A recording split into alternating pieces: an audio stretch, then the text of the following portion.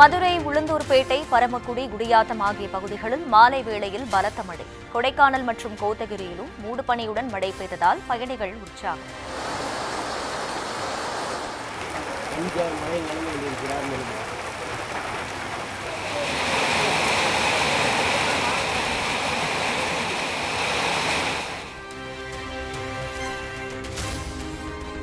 நாமக்கல் மாவட்டம் திருச்செங்கோட்டில் பலத்த காற்றுடன் கொட்டி தீர்த்த கனமழை. சாலைகளில் வெள்ளப்பெருக்கு ஏற்பட்டதுடன் பேனர்கள் சரிந்ததால் போக்குவரத்து பாதிப்பு.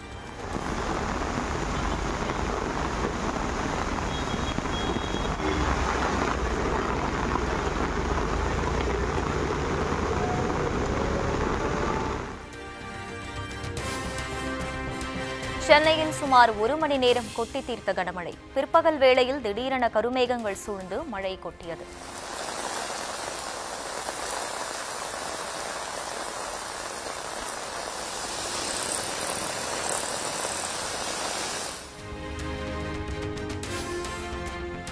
மதுரை மாநகர் பகுதிகளில் மாலை நேரத்தில் கனமழை. சாலைகளில் வெள்ளம் தேங்கியதால் மிதந்து சென்ற வாகனங்கள்.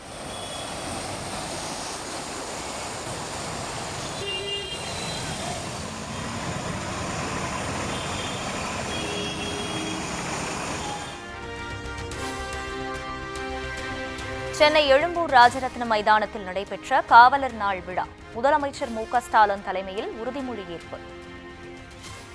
இந்திய அரசியலமைப்பின்பாலும் தமிழ்நாடு காவல்துறையினர் உயரிய நோக்கங்களின்பாலும் நான் உண்மையான ஈடுபாடும் உளமார்ந்த பற்றும் கொண்டிருப்பேன் என்று மனமாற உறுதி கூறுகின்றேன்.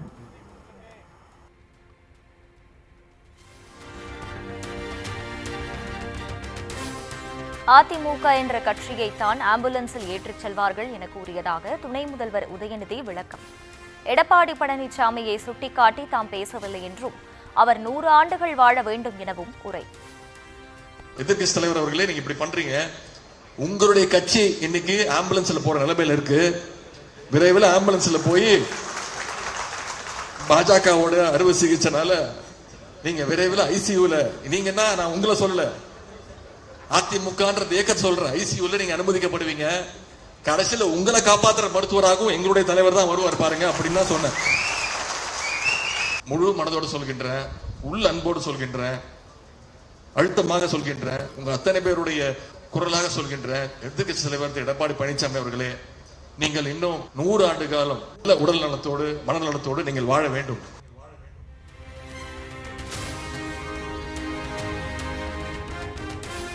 அதிமுகவின் நிரந்தர பொதுச் செயலாளராக இபிஎஸ் தான் தொடர வேண்டும் என விருப்பம். அப்போதுதான் திமுகவுக்கும் வேலை சுலபமாக இருக்கும் எனவும் உதயநிதி ஸ்டாலின் கிண்டல். அண்ணா திராவிட முன்னேற்ற கழகத்துடைய நிரந்தர பொதுச் செயலாளராக நீங்க மட்டும்தான் இருக்க முடியும். அதுதான் தமிழ்நாட்டுக்கு நல்லது. தமிழ்நாட்டு மக்களுக்கு நீங்க செய்யக்கூடிய ஒரே நல்ல காரியம் அதுதான். எங்களுக்கும் வேலை கொஞ்சம் சுலபமா இருக்கும். உங்களுக்கு மட்டும்தான் அது தகுதி இருக்கு. அதிமுக காரன் ஒத்துப்பானா இல்லையா? நான் சொல்றேன், நான் உங்களுக்கு முன்மொழிகிறேன்.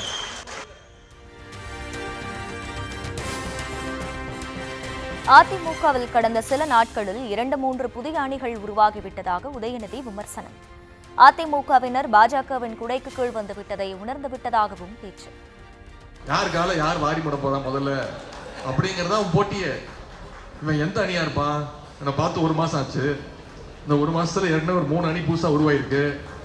ஓபிஎஸ் அணியா, இபிஎஸ் அணியா, டிடிவி அணியா, இல்ல சசிகலா அம்மா அணியா, இல்ல தீபா அணியா, இல்ல தீபாவோட டிரைவர் அணியா, இல்ல புதுசா வந்திருக்கக்கூடிய அண்ணன் செங்கோட்டையன் அணியா? இவன்கிட்ட பேசலாமா வேணாமா? இவன் நாளைக்கு எந்த அணியில இருப்பான் அப்படிங்கறத குழப்பத்துல இருப்பாங்க. ஆனா இன்னைக்கு அதிமுக முடிவு பண்ணிட்டான், நம்ம எந்த அணியா இருந்தாலும் சரி, அத்தனை பேரும் ஒரே கொடை கீழே வந்துட்டோம், அதுதான் பாஜக அணி அப்படின்னு அவன் இன்னைக்கு தெளிவா புரிஞ்சுக்கிட்டான். இப்படிப்பட்ட கேடு கெட்ட நிலைமை.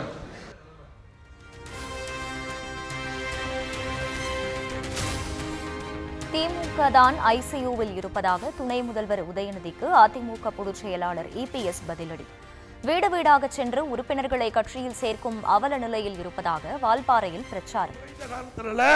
ஒவ்வொரு வீடா போய் கதவை தட்டி கெஞ்சி திமுக படிவத்தில் கையெழுத்து போடுங்க போடுங்க என்று கேட்கின்ற அவல நிலை திமுகவுக்கு தான் இருக்குது. திமுக தான் ஐசியூல இருக்குது.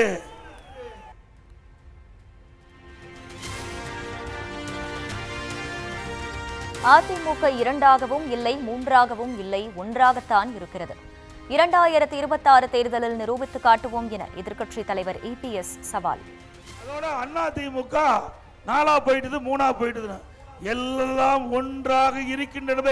2026 சட்டமன்ற தேர்தலை காண்பிப்போம்.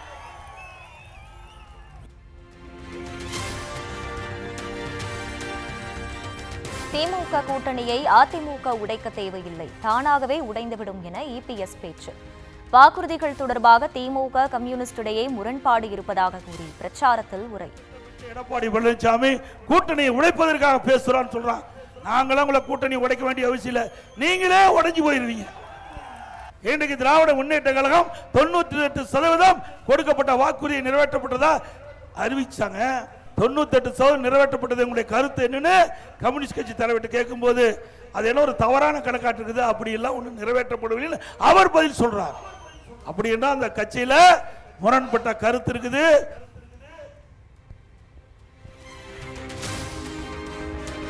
கோவை மாவட்டம் வால்பாறை சட்டமன்ற தொகுதியில் எதிர்க்கட்சித் தலைவர் இபிஎஸ் பிரச்சாரம். லோடு ஒன்றுக்கு 1000 ரூபாய் கொடுத்தால்தான் விவசாயிகளுக்கு வண்டல் மண் கிடைக்கும் நிலை இருப்பதாக பேச்சு. அதிமுக அரசு இப்போ ஒரு லோடு மண்ணாவது எடுக்க முடியுமா?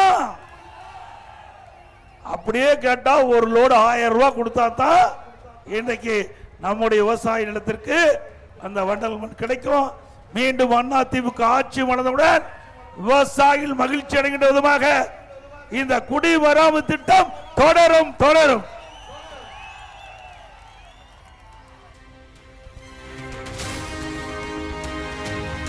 கோவை பொள்ளாச்சியில் விவசாயிகள் மற்றும் வர்த்தகர்களுடன் எடப்பாடி பழனிசாமி கலந்துரையாடிய நிகழ்ச்சியில் சலசலப்பு.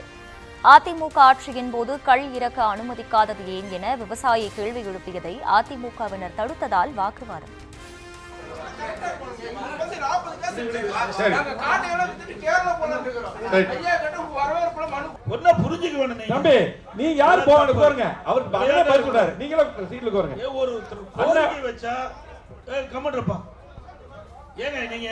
கோரிக்கை மட்டும் வைங்க.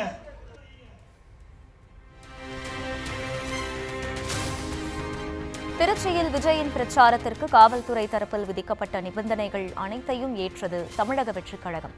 நிபந்தனைகள் அனைத்தையும் பின்பற்றுவதாக தாவேக நிர்வாகிகள் எழுத்துப்பூர்வமாக கடிதம் அளித்ததை அடுத்து பிரச்சாரத்திற்கு அனுமதி.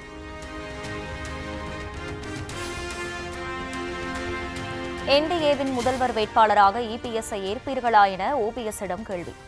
நீதிமன்றத்தில் உள்ள வழக்குகள் மற்றும் பல பிரச்சனைகள் குறித்து பேச வேண்டியுள்ளதாக பதில்.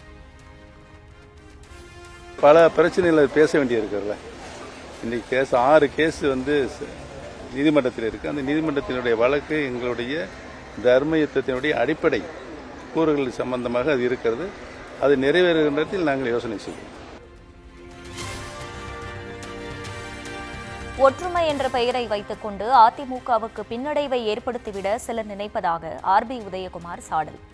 எடப்பாடி பழனிசாமியை மாற்றி விடுவோம் என்று கூறுபவர்களை மக்களே மாற்றி விடுவார்கள் என்றும் டிடிவி மற்றும் ஓபிஎஸ்க்கு பதிலடி. அனைத்து இந்திய அண்ணா திராவிட பாரதிய ஜனதா கூட்டணியிலே ஏதேனும் குழப்பத்தை ஏற்படுத்திவிட முடியாதா? அண்ணா திராவிட முன்னேற்ற கழகத்திலே குட்டையை குழப்பி மீன்பிடித்து விட முடியாதா என்கிற அந்த பகல் கனவிலே சில பேர் இரையாகி போகிற அந்த நிலையிலே குழப்பம் நிலைகிறது. எடப்பாடி பழனிசாமி எழுச்சி பயணத்தில் மக்கள் பேரலையாக வருவதை தாங்கிக் கொள்ள முடியாத வயிற்றெரிச்சல் மனிதர்கள் என ஆர்பி உதயகுமார் குதிப்பு. ஒற்றுமை என்ற பெயரை வைத்துக் கொண்டு அதிமுகவுக்கு பின்னடைவை ஏற்படுத்தி விடலாம் என்று நினைப்பவர்களுக்கு அம்மா ஆன்மா தோல்வியை தரும் என சாபம். இன்றைக்கு தடமாற்றிக் கொண்டு அண்ணா திராவிட முன்னேற்ற கழகத்திலே ஒற்றுமை என்கிற பெயரை வைத்துக்கொண்டு அண்ணா திராவிட முன்னேற்ற கழகத்திற்கு விண்ணளவு உயர்ந்து கொண்டிருக்கிற அந்த செல்வாக்கிலே ஒரு பின்னடைவை ஏற்படுத்தி விடலாம் என்று கனவு காண்கிற அந்த வயிற்றெரிச்சல் மனிதர்களுக்கெல்லாம் தோல்வியைத்தான் புரட்சித் தலைவி அம்மாவும் புரட்சித் தலைவி நம்முடைய ஆன்மா புரட்சித் தலைவருடைய ஆன்மா இந்த தாய் தமிழ்நாட்டு மக்கள் தோல்வியைத்தான் பெறுவார்கள். தாய் தமிழ்நாட்டு அதிமுக முன்னாள் அமைச்சர் ஆர்பி உதயகுமார் தொடர்பாக செங்கோட்டையனிடம் கேள்வி. அவருடைய அம்மாவே செத்துப்போய் கிடக்கிறார்கள், அதை பார்க்க சொல்லுங்கள் என பதில். அவர் ஏதோ சொல்லுங்க, அவர் அம்மாவே செத்து கிடக்கிறார், அதை போய் பார்க்க சொல்லுங்க. இல்ல அதெல்லாம் நீ கேக்குற ரொம்ப அவர் ஏதோ சொல்லுங்க, அவர் அம்மாவே செத்து கிடக்கிறார், அதை போய் பார்க்க சொல்லுங்க. ஆர்பி உதயகுமாரின் தாய் காலமானது குறித்து பேசியதற்கு மன்னிப்பு கேட்டார் செங்கோட்டையன். தன்னால் நேரில் செல்ல இயலவில்லை, தற்போது கண்ணீர் அஞ்சலி செலுத்துகிறேன் என பேட்டி. எங்கள் பயணம் எங்கே செல்கிறேன் என்று கேட்டீர்கள். நான் ரொட்டீன் தன்னுடைய பயணத்தை என்றைக்கும் செய்வதைப் போல இன்றைக்கு திருமணத்துக்கு செல்வதாக இருக்கிறேன். அப்போது உதயகுமாரை பற்றி கேட்டார்கள். மன்னிக்க வேண்டும், அவர் துக்கத்திலே அவருடைய தாய் இழந்து கண்ணீரில் மல்கி கொண்டிருக்கிற போது அவர் குடும்பத்திற்கு நான் செல்ல இயலவில்லை. அந்த தாயினுடைய அருமை பெற்ற மகன்களுக்குத்தான் தெரியும். ஆகவே அந்த துக்கத்தில் நான் கலந்து கொள்ளவில்லை என்றாலும் அவர் ஆத்மா சாந்தியடைய எங்கள் அனைவர் சார்பாக கண்ணீர் அஞ்சலியை செலுத்திக் கொள்கிறேன். நன்றி. சொல்லுங்க. சிபி ராதாகிருஷ்ணனுக்கான வாழ்த்து அறிக்கையில் பிரதமர் மோடி அமித்ஷாவை வானளாவ புகழ்ந்துள்ள அதிமுக முன்னாள் அமைச்சர் செங்கோட்டையன். உலக தலைவர்களில் முதன்மையானவர் பிரதமர் மோடி என்றும் இந்தியாவின் இரும்பு மனிதர் அமித்ஷா என்றும் புகழார்.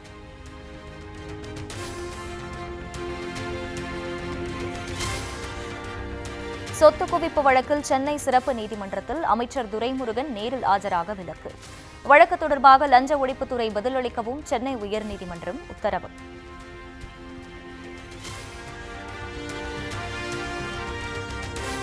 பதினாறு குற்றச்சாட்டுகளுக்கு விளக்கம் கோரி அன்புமணிக்கு விதிக்கப்பட்ட கெடு நிறைவு. தைலாபுரம் இல்லத்தில் மூத்த நிர்வாகிகளுடன் ஆலோசனை நடத்திய பாமக நிறுவனர் ராமதாஸ்.